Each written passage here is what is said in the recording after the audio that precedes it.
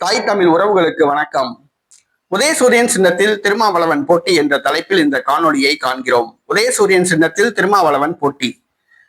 விடுதலை சிறுத்தை கட்சி கடந்த பாராளுமன்ற தேர்தலில் 2 தொகுதிகளில் பானை சின்னத்தில் போட்டியிட்டு வெற்றி பெற்றது. தேர்தல் ஆணையத்தின் அங்கீகரிக்கப்பட்ட கட்சியாக மாறியது.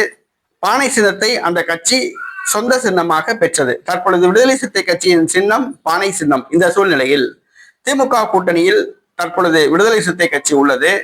தொகுதி உடன்பாடு பேச்சுவார்த்தை நடைபெற்று வருகிறது. இரட்டை இலக்கத்தில் தொகுதி கேட்டுள்ளார் திருமாவளவன். ஆனால் திமுகவோ கடந்த முறை வெற்றி பெற்ற 4 தொகுதிகளை மட்டும் வழங்க முன்வந்துள்ளது. கடந்த முறை 6 தொகுதிகள் விடுதலை சிறுத்தை கட்சிக்கு திமுக ஒதுக்கியது.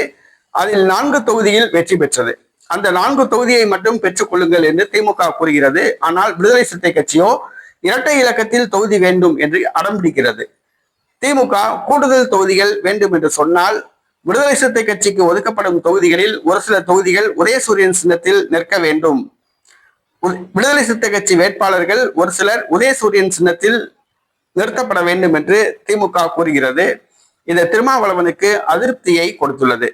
திருமாவளவன் தனக்கு ஒதுக்கப்படும் அனைத்து தொகுதிகளிலும் தன்னுடைய சொந்த வேட்பாளர்களை சொந்த சின்னமான பானை சின்னத்தில் போட்டியிட விரும்புகிறார். ஆனால் திமுகவோ ஒரு சில வேட்பாளர்கள் உதயசூரியன் சின்னத்தில் போட்டியிட வேண்டும் என்று திமுக வற்புறுத்துகிறது. இது திருமாவளவனுக்கு அதிருப்தியை கொடுத்துள்ளது. திருமாவளவன் அனைத்து தொகுதிகளிலும் பானை சின்னத்தில் போட்டியிடுகிறாரா அல்லது தனக்கு ஒதுக்கப்படும் தொகுதிகளில் ஒரு சிலவற்றை உதயசூரியன் சின்னத்தில் வேட்பாளர்களை நிறுத்துகிறார்களா என்பது தெரியவில்லை. இன்னும் திமுகவுக்கும் விடுதலை சிறுத்தை கட்சிக்கும் தொகுதி உடன்பாடு ஏற்படவில்லை. என்ன நடக்கிறது என்று பொறுத்திருந்து பார்ப்போம்.